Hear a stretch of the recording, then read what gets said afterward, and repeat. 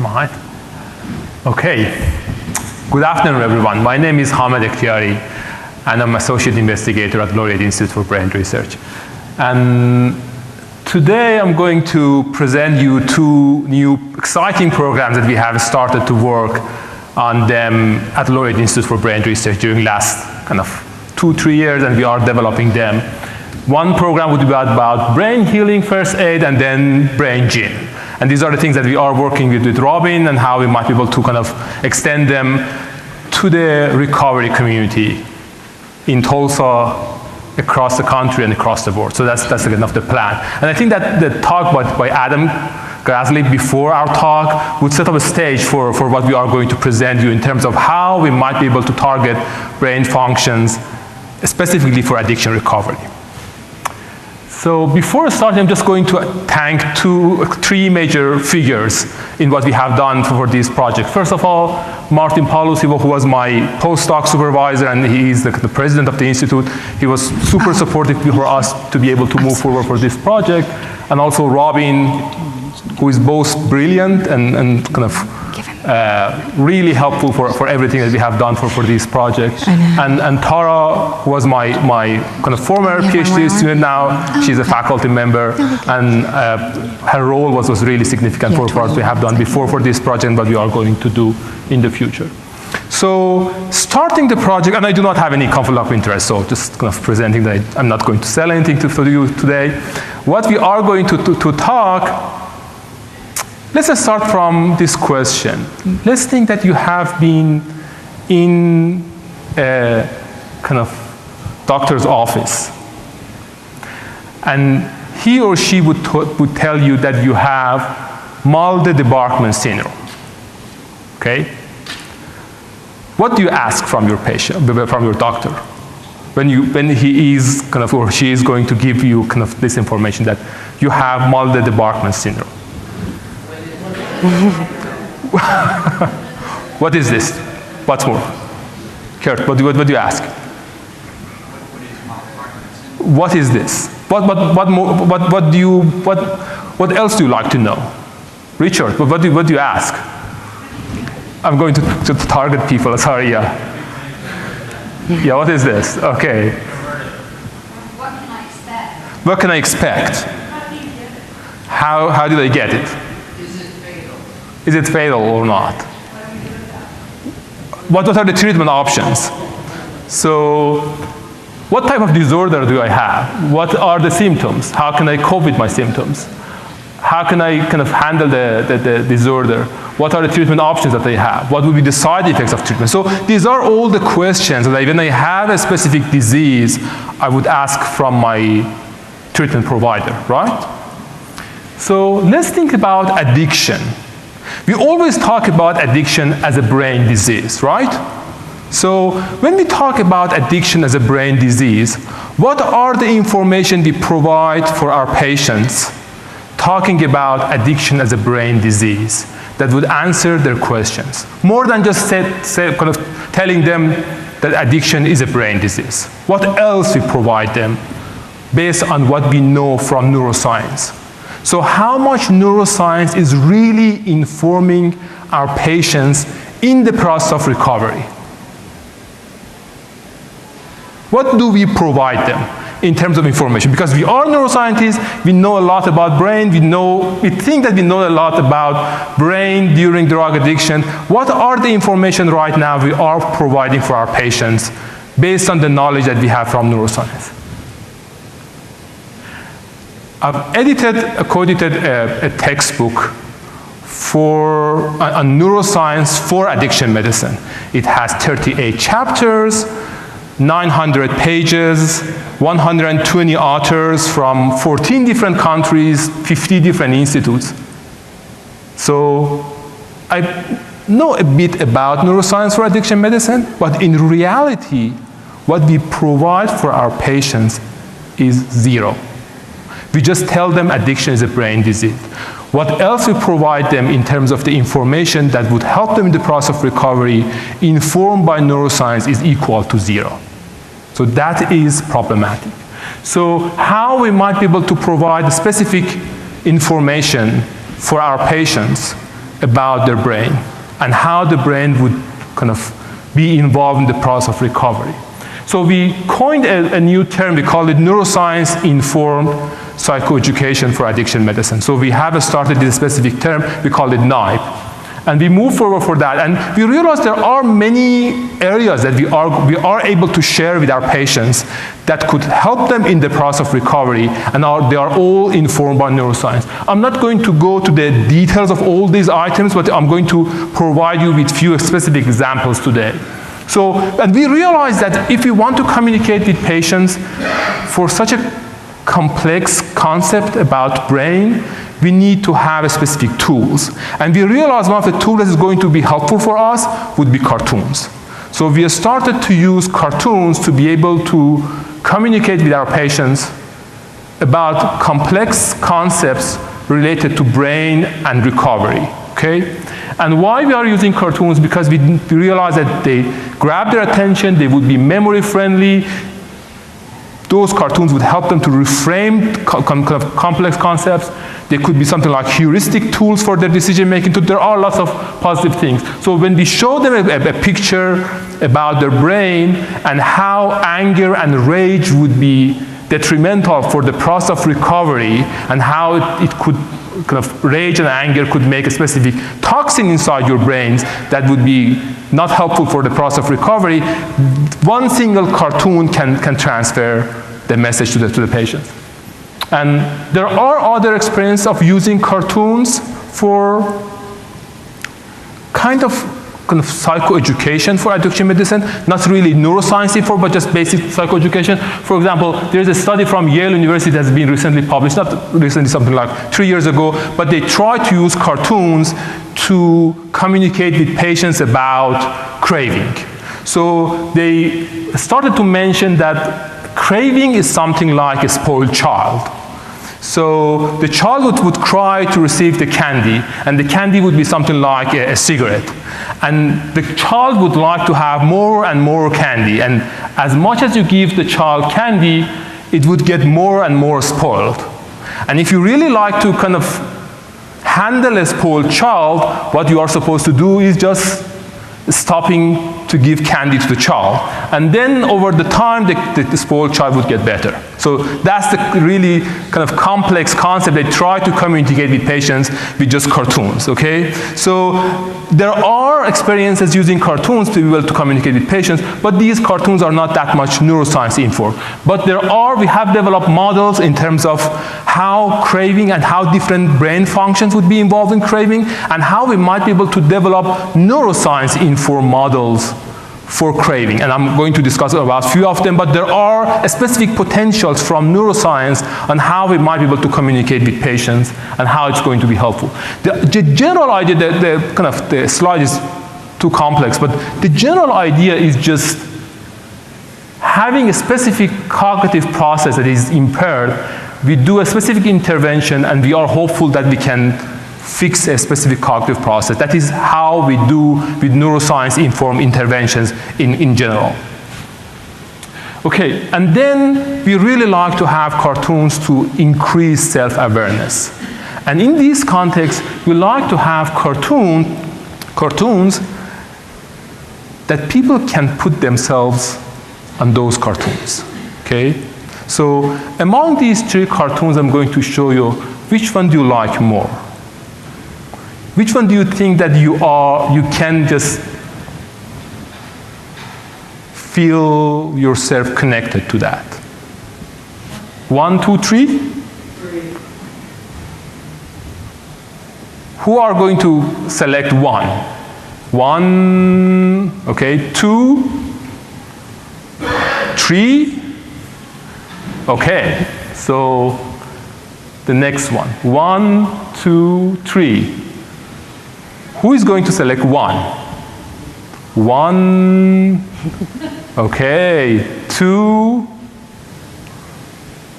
3, okay, interesting, good.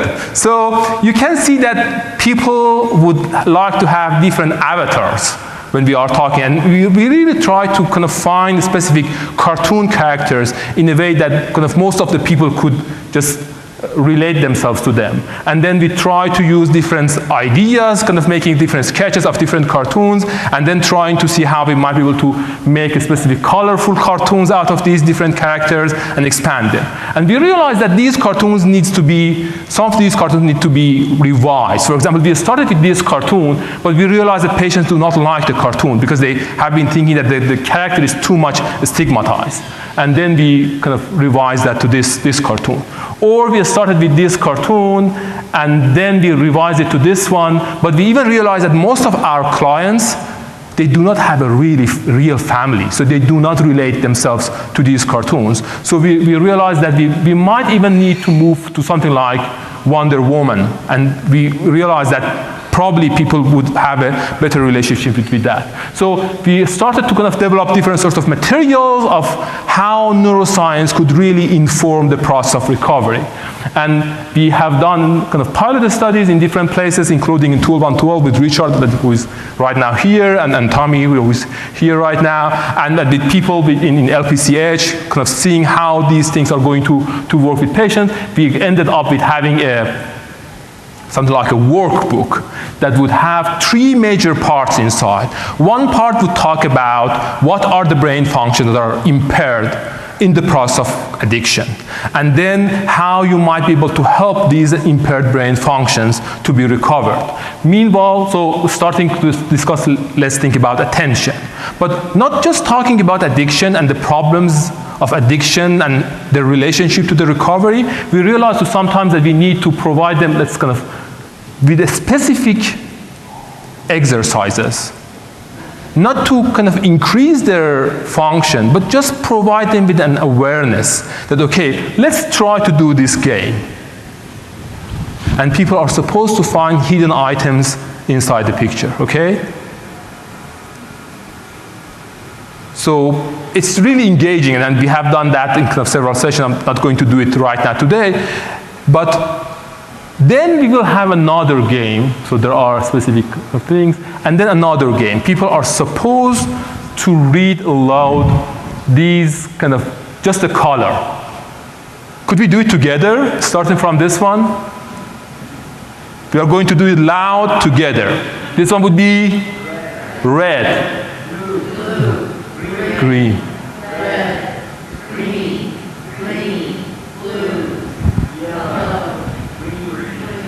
So you can see it's not easy. So you need to manage your attention, and you need to control and shift. So you can see that the type of attention that you need to use in this game would be different, the type of attention you need for the previous game. So now we have opportunity to discuss about, we have focused attention, we have sustained attention, we have flexible attention. And we discuss about how these things are important for your recovery. Why focused attention is important, how you can improve your focused attention, and why flexible attention. And then every single cognitive function could be discussed with a game. So we start to discuss with patients with games just to provide them with an idea. And then some specific advices for the process of recovery, discussing and providing cartoons and how cartoons could transfer those messages, and then specific kind of exercises and potentials for them for using this material, okay? We have recently published a kind of a paper that those who are interested to have an idea about the model of neuroscience-informed psychoeducation that could provide them with an idea how these things are going to work. We presented the first version of what we have developed in the International Society for Addiction Medicine in Abu Dhabi, in United Arab Emirates, last October. And since then, we have them in 8 different languages till today. So people across the world, centers like National Center for Mental Health in Korea, they translated the material, they distributed the material across the country, and they invited us to present them with a workshop in November. So we are going to be in Busan, launching a workshop about the material that we are developing. So, and it's going on. So we are collaborating with different kind of centers across the world, translating the material, and I received a kind of an email a few days ago from Herat, from one of the kind of small cities in Afghanistan, and they have been looking for the materials that we have developed. So they were looking that they have a center for women who are suffering from drug addiction, and they were looking for materials that we are developing to see how they might be able to translate the material to the language. So there are many potentials across the world using this material, and there are potentials on how we might be able to implement this material in what we are doing right now in Tulsa. So I'm not sure how much time do I have. I just have one slide. Yeah, 5 minutes, okay, so I try to be on time. You see, you're doing better than me, so you're good. Yeah. So how these things are going to work in the treatment setting that we have right now in the town. So what I've discussed, we have posters, we have a brain healing package that we are using this package 4 to 5 sessions. And right now we are discussing with Richard how we might be able to kind of define some minor details about that, but the package would be 4 to 5 sessions. And the package that Robin is going to present and discuss about is Brain Gym, and it has something like 12 to 16 sessions, depending on different things that we are right now thinking about. But it has more extensive exercises and specific kind of compensatory strategies, lots of other materials that we added to that package. We hope that we can use posters even before recovery, because we realize that when we mount these posters in different places, people would realize that there are hopes for brain recovery during addiction treatment. And we realize that even those who are going to start their treatment, that could be encouraging for them, that there are significant hopes for my brain to recover. And there are specific kind of facilities and treatment programs for that. Then we are right now, for the night package, we are thinking about very early kind of recovery for the 4 to 8 weeks of the recovery, and then the Brain Gym for the kind of longer recovery. But right now, for example, in the kind of 12-on-12 addiction treatment center, we are thinking to use NIPE inside the residential program. People would be in the residential program for something like 4 to 8 weeks, and we are planning to run this in the residential program. It would be open meetings, and people could start from session 2, 3, 4, and then do session 1. So there is no specific sequence for that. And then for their transitional living, we are planning for the Brain Gym. And then for other settings, like hospitalized setting, as we are doing with LPCH right now, we are discussing to use the NIPE material for the kind of during their inpatient or intensive outpatient program. And then after discharge from the intensive outpatient, we are planning for the Brain Gym. And the same for the office space. So we need to see how these things are going to be implemented in treatment as usual, as in the settings that we already have. And we have different settings, even in places like Tulsa, we have different treatment settings. And then we need to think about long term, because it's not going to be just one single intervention that you do and just leave patients. We realize in addiction treatment that nothing is going to work if we are not going to consider long-term programs. We need to do things in long term.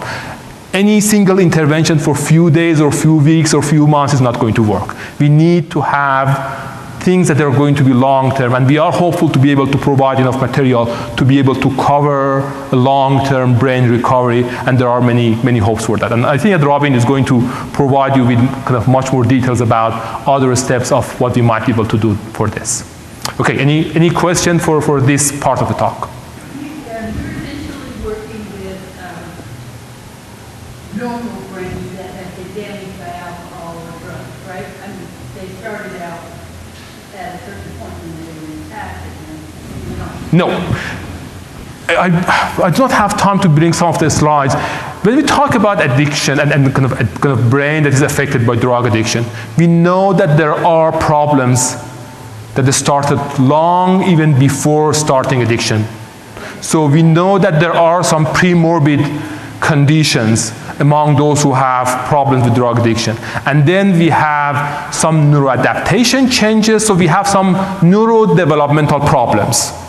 Then we have neuroadaptation changes because of the effects of drug, and we have neurotoxic changes. So we have three major neuroscientific mechanisms involved in making an addicted brain. And these things are interacting, and they have different roles in different sorts of cognitive functions. Okay, my question is, my stepson fell off 20-foot cliff, crashed both sides of his head. He didn't have insurance, he was in Canada. They stitched him up, sent him back to America, and America said, you have the insurance, you don't get any rehab because you can't pay for it. So anyway, this was about, I don't know, 10 years ago. Now, in addition to having a brain injury from college, which he won't accept, he's an alcoholic addict. So, isn't he really like killing his brain? I would like to keep your question, and I think that Robin, because Robin is going to talk about more detail about what we are kind of going to do for mainly towards the rehabilitation side of the recovery. And I just can tell you that when I was in the first years of the medical school, when I was kind of reading anatomy and histology and about kind of nervous system and the other things, we have been thinking that something like 20 years ago, we have been thinking that brain is an organ that is not able to kind of restore itself. But right now, after 20 years, we know a lot that there are significant hopes for brain to change and recover and restore. But brain is not going to recover by itself. We need to actively engage brain in the process of recovery. So how we are going to engage our brain for the process of recovery, Robin is going to talk about that. Please. Okay, is this back on? Okay, and everybody should know the background. I gave Hamed a really hard time before we started about how many slides he had and how he needed to stay on time. Then I'm the one that runs late. So I've got to stay on this time, so I'm going to try to get through this really quickly so he has more time to... Yes, please, dance, yell, do whatever you have to do to make me stop talking. Okay, but what I'm going to be talking about is, like Hamed was talking about, Hamed came to me and was like, you know, I really want to start looking at cognitive rehabilitation for substance use. Would you be interested in collaborating on this? And I was very excited because this is right along the lines of some of the work I'd been doing with post-traumatic stress disorder and trauma.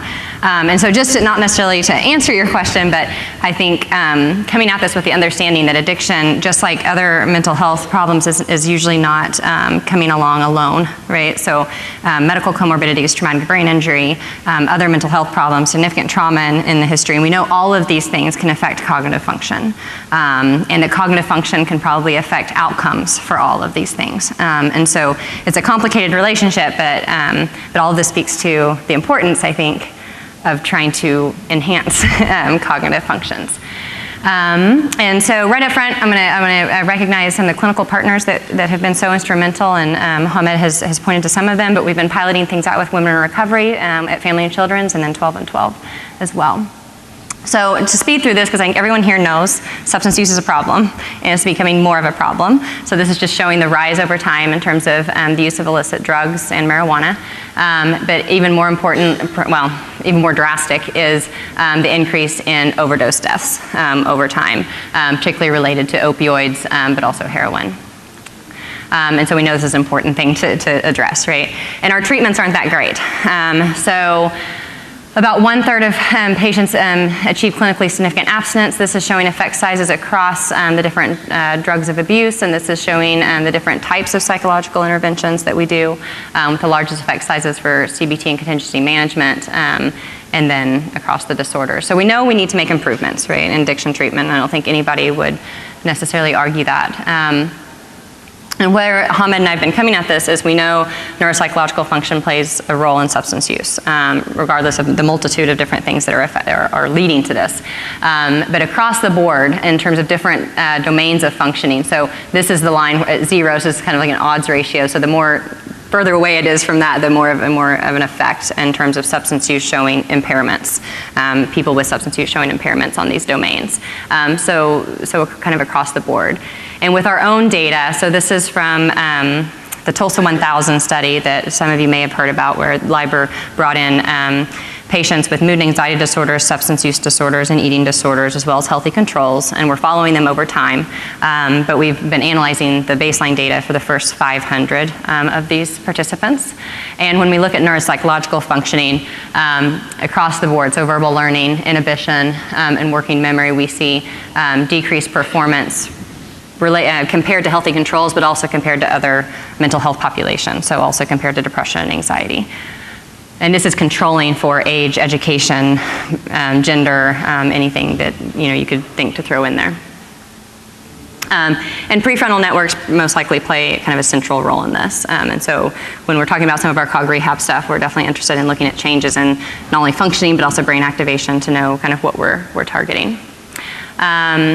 I won't go into this in detail. I think this is kind of the kind of prevailing theories and thoughts regarding the neuroscience of addiction and the kind of different components that relate to intoxication, withdrawal and responses to negative affect, and then also kind of preoccupation, not being able to attend or think about anything else, not being able to kind of inhibit your thoughts and related to that, which has in particular been linked to executive functions and cognitive functioning. So the idea was, okay, cognitive rehabilitation could potentially target these impairments and perhaps enhance treatment response. And the kind of prevailing assumption has been, okay, if we just get them abstinent, if we just get them off drugs, then their cognitive functions will come back and they'll be fine, right? But we kind of feel like that might be a little bit backwards. And one, they might not come back. There's been a lot of research to show that the neurocognitive impairments may persist even after successful treatment. But also that neurocognitive deficits might contribute to their ability to be successful in treatment.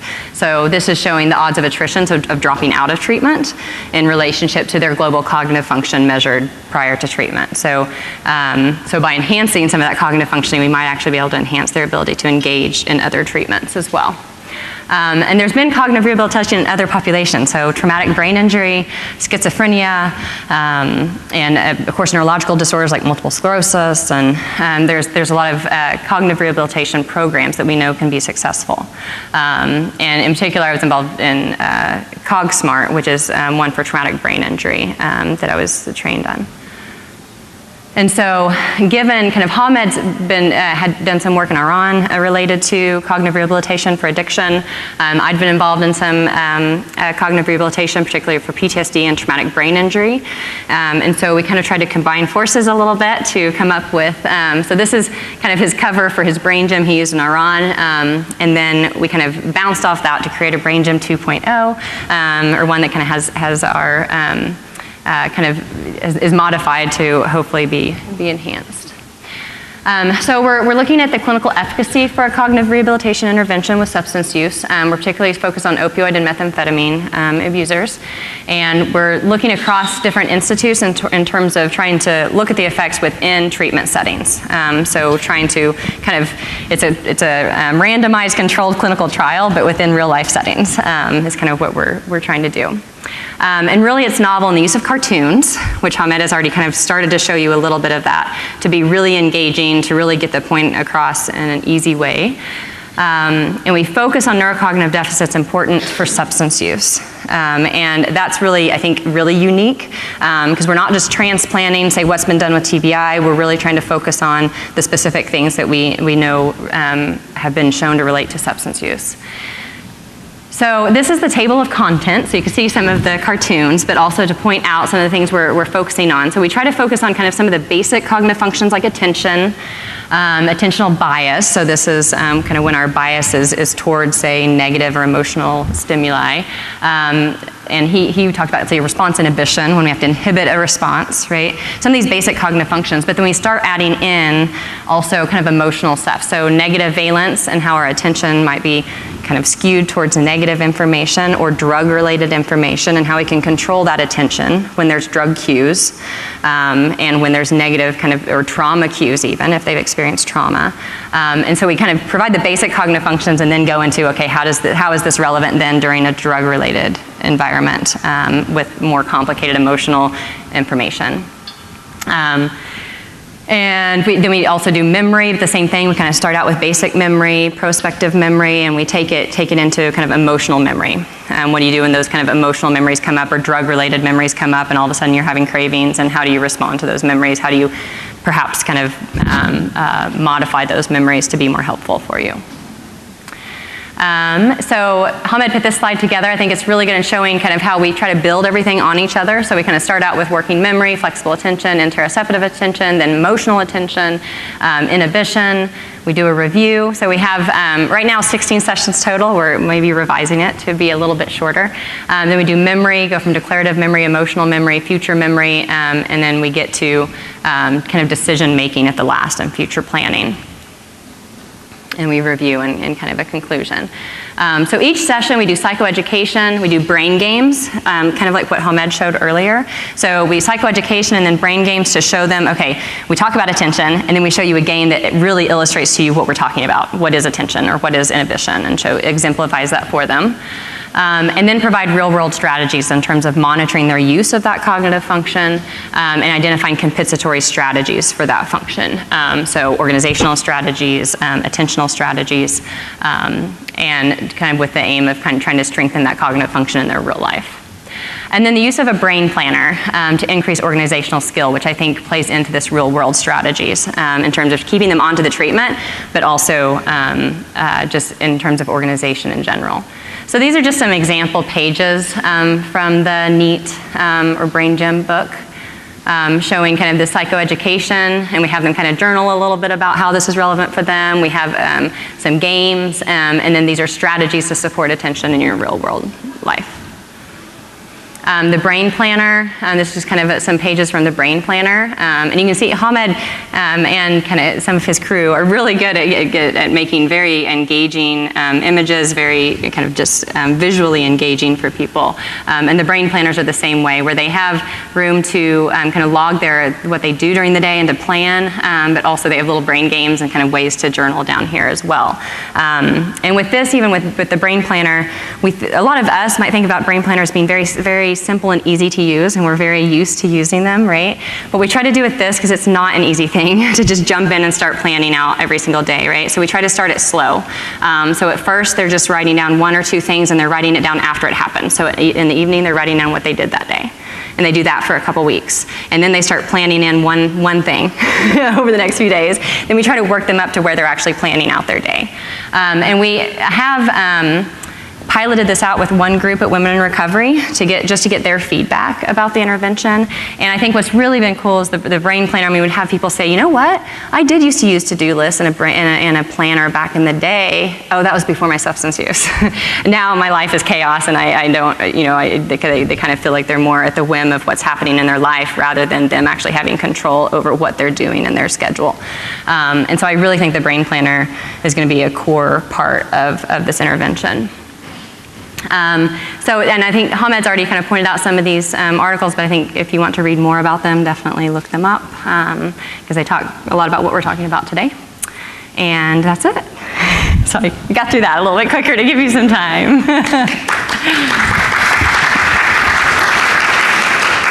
So questions for Hamed and I both on the cognitive rehabilitation, because really it's not just my thing, it's both of ours.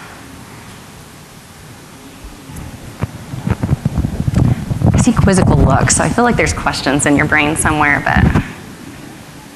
For those who are interested to have the actual kind of package, that is the actual package. So we have what we already have. This is the kind of the brain gym package. And the brain gym package is designed in a way that each individual session would have a booklet. So if I open the package, each individual package will have a specific booklet. So session 1, session 2, and people, they give them the binder, and they receive every session in a new kind of material or tutorial they are supposed to do in the session and as homework. So they are supposed to do some of the materials that they have as their homework. And then having the brain planner,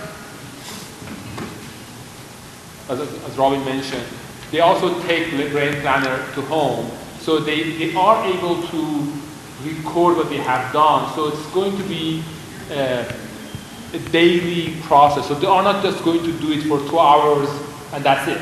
So they are going to be involved in how they might be able to do monitoring on different kind of their daily function and how they might relate what we are educating them to the real life. Because that is the major challenge. How we can go from the brain gain and education to the real life to make a real impact in their daily life.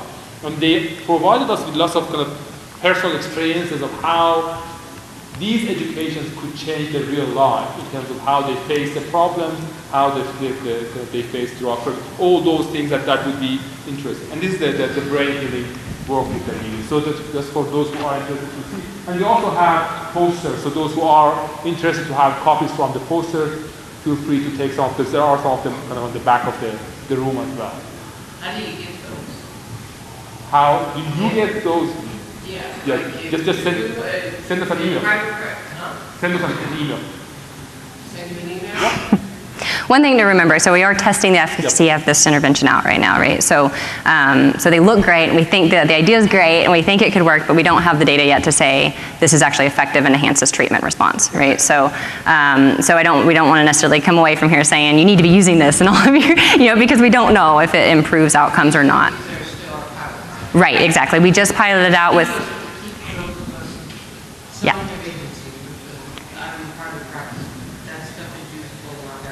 Yeah. And I think definitely the psychoeducation stuff, so I don't want to necessarily, because even, that's, because I feel like the cog rehab is like 16 sessions, it's heavy, it's a lot, it's a treatment. It's a little labor intensive. Exactly. Exactly. Right. Yeah. And that's what the psychoeducational materials are more like, you put them up, you give them around, like it's not as, we're not as tied to, is there an outcome for, specifically associated with this, because it's not like we're asking them to give 16 hours of their time to the psychoeducation posters to see if there's an outcome. Yep.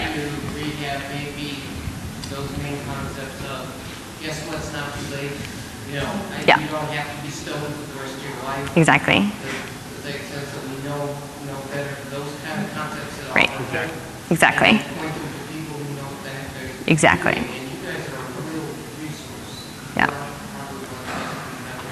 Well, thank you. Yeah, so I think those posters are really, they're really high quality, and I think there's no reason not to use them.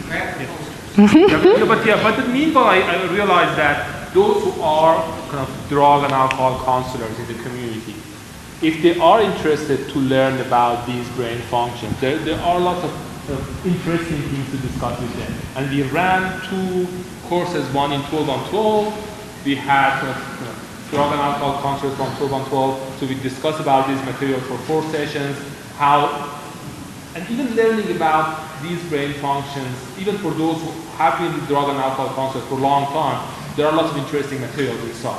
And then we have done one in FTCH with people there. So kind of starting to communicate about the neuroscience of drug addiction and how it might inform the clinical practice that we provide for patients.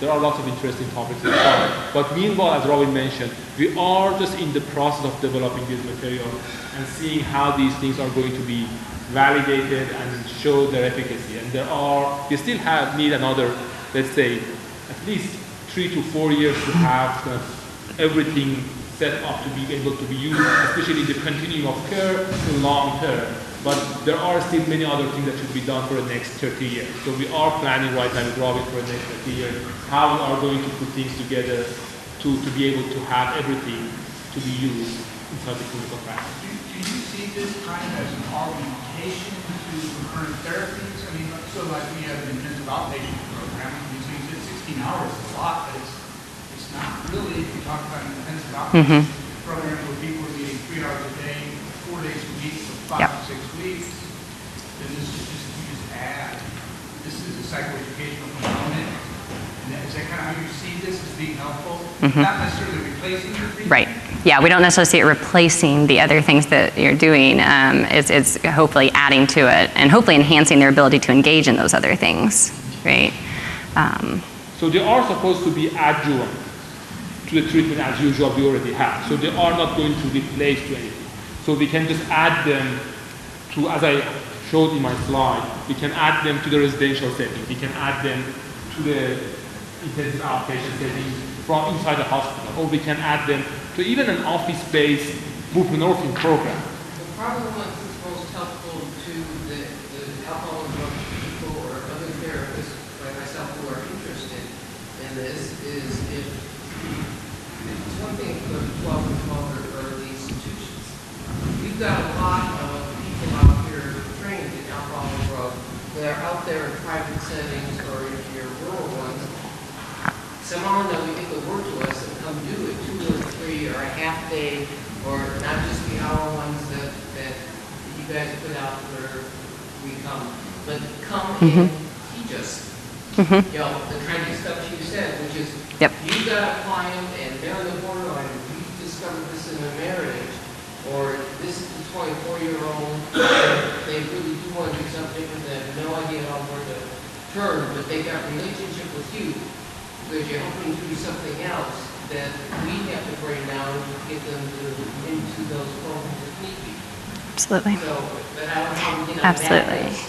Yeah. I mean, well, yeah, get the information. I don't know. We have a lister. We need a listserv. We need a listserv going. That is the main reason that we are here today. Right. So we try to just come out of the labs that we have and try to communicate with people who are in the community. And even seeing how we might be able to work, because even what we have developed right now, we have been in close contact with people in 12 on 12, with people like Vlad Collins or Richard Turnham. We have been discussing constantly, every month, discussing how we need to fine-tune those things. And we people in LPCH, like Alan Gates and other people there, we have been discussing about how to find, because there are many things in the clinical practice that we need to consider, because we are not just going to develop something and publish a paper out of it and that's it. We are interested to make a change. It takes time, but hopefully at the end we would have something for people who are interested to use the material. But it's a process. As we are evolving this process, we really like to have those people who are doing clinical practice, they also need to be involved in learning about neuroscience and kind of teach us neuroscience. And how so we need to be hand to hand and just evolve together over the time to be able to provide better treatment services for the community. That is the long-term plan. So these meetings are supposed to provide these communication, and hopefully we are going to continue discussing about these materials. And I'm going to, if we have time, Yes, please go. Yeah. A few slides about the last talk. I'm not sure how many minutes we have. So we have a total of 21 minutes. 20 minutes, okay. That's a total for. My mic is off. I think mic was off from the first. he automatically changes it over because Is this okay? it's now. always either mine or his. So it No, I just from here it was Oh. off. Okay. Okay, so just it should be out or in. Don't know. Dr. Ekhtiari, I might just say too that this issue, what we just talked about, I think that's the tricky part of research, right? Is how do you take research then and bring it into the treatment community? So we're actually poised to do something pretty unique here because we have that you're here. Right. Plus we have the treatment center, right, adjoining library, and I know that this is a problem kind of nationwide with research and getting Right. to interface well. Well, and it's So as you bring these things to kind of the market, I guess, or to fruition and validate them, then we'll have to work on ways to. Yeah, it's absolutely, like he said, it's a process. And I think the cool thing about the way we're doing this is we're not doing it standalone in our labs as far as our first go at the clinical efficacy. We're at least doing it within say, centers right here. Obviously, the next step is if you see that it's effective in those settings, then the next step is, okay, is it actually effective in a broader setting? Can we go to rural communities? Can we go to other communities and make sure and see if it's effective actually delivered within those settings, right? So see if it generalizes to other settings. So I think the good thing is we're ahead of the curve in terms of we're actually testing out its initial efficacy in real world settings, even if they're the community centers, but they're real world settings. And then we can see if it generalizes to other things and really start kind of pushing it out that way. Exactly. And we are in the process of development, so it's not just we already have something and we are going to test it for the next 2 years, so we are not going to kind of talk to anybody for the next 2 years after having the results.